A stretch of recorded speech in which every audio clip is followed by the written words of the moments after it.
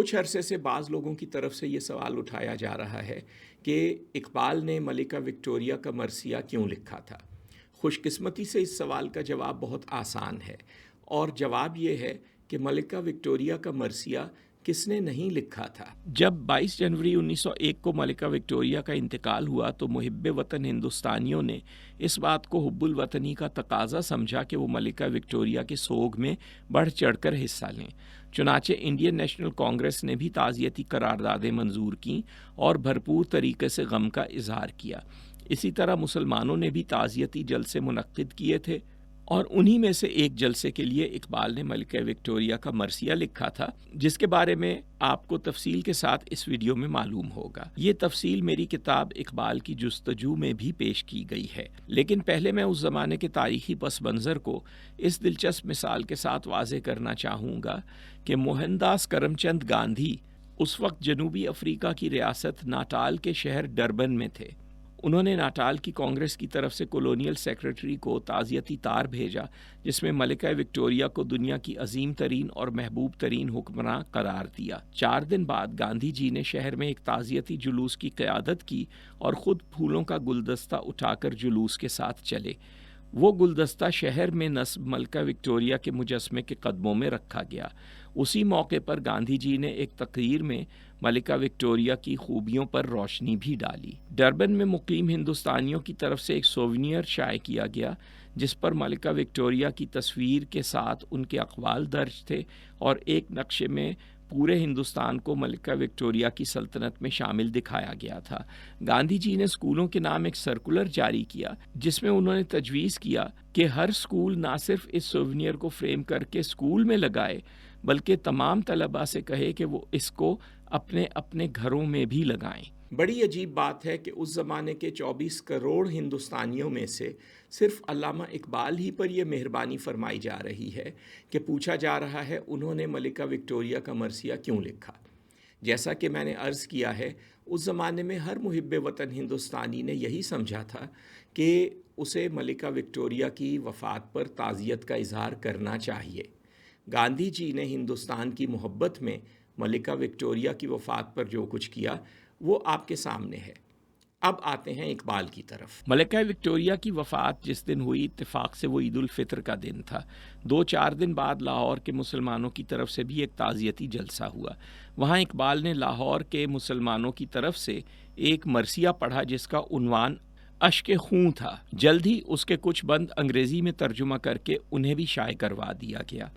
بعد میں جب اقبال نے اپنی نظموں کا مجموعہ بانگ درا شائع کیا تو اس نظم کو اس میں شامل نہیں کیا۔ اس کے باوجود یہ مرثیہ قابل ذکر ہے، کیونکہ یہ اقبال کی شاعری کا ابتدائی دور تھا، اور اس مرثیے کا معیار ان کی اس سے پہلے کی نظموں سے زیادہ بلند نظر آتا ہے۔ شاید یہ نظم لکھتے ہوئے اقبال کو احساس ہو رہا ہو کہ وہ اسے اپنی ذاتی حیثیت میں نہیں لکھ رہے، بلکہ ایک دوسری قوم کے سامنے اپنی قوم کی نمائندگی کر رہے ہیں، اور نظم کا موضوع بھی انسانی تاریخ کی سب سے بڑی سلطنت پر حکومت کرنے والی ملکہ ہے۔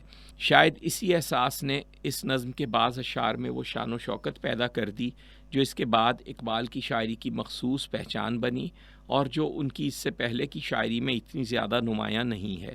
پوری نظم پڑھ کر سنانے میں ویڈیو کا وقت بڑھ جائے گا، اس لیے ہر بند سے صرف چند اشعار سن لیجئے، لیکن پوری نظم سکرین پر آپ کے سامنے آ رہی ہے۔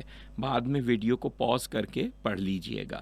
اے آہ آج برق سرے کوہسار ہو، یا تیر بن کے میرے کلیجے کے پار ہو۔ میت اٹھی ہے شاہ کی تعظیم کے لیے، اقبال اڑ کے خاک سرے رہ گزار ہو۔ آئی ادھر نشاط ادھر غم بھی آ گیا، کل عید تھی تو آج محرم بھی آ گیا۔ کہتے ہیں آج عید ہوئی ہے ہوا کرے، اس عید سے تو موت ہی آئے خدا کرے۔ اقلیم دل کی آہ شہنشاہ چل بسی، ماتم کدا بنا ہے دل داغدار آج۔ تو جس کی تخت گاہ تھی اے تخت گاہ دل، رخصت ہوئی جہان سے وہ تاجدار آج۔ فرما نہ ہو دلوں پہ تو شان شہی نہیں، سونے کا تاج کوئی نشان شہی نہیں۔ شاہی یہ ہے کہ اور کا غم چشم تر میں ہو، شاہنشہی میں شان غریبی نظر میں ہو۔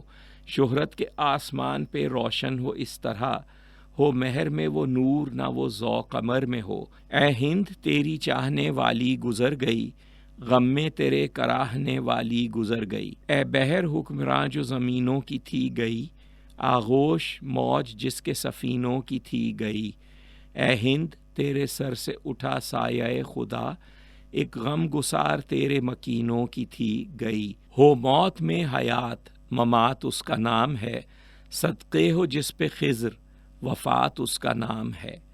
اے شمِ بزم ماتم سلطانہ جہاں، کیا تھی جھلک تیری کہ ثریا تلک گئی۔ برطانیہ تو آج گلے مل کے ہم سے رو، سامان بحر ریز یہ طوفاں کیے ہوئے۔